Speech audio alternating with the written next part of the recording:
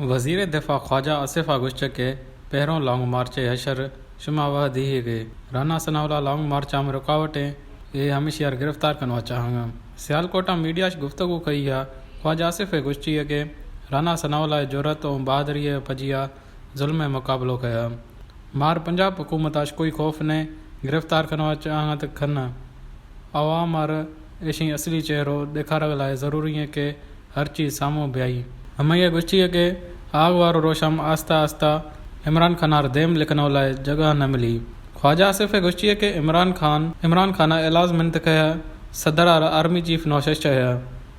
कुल समझो कि मार्च अप्रैल ताईं छेलाए आफर दाहेगा दहशतगर्दी के खिलाफ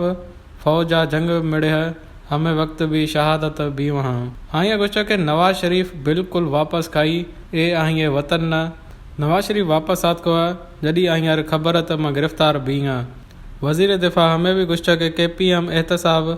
बंद कैश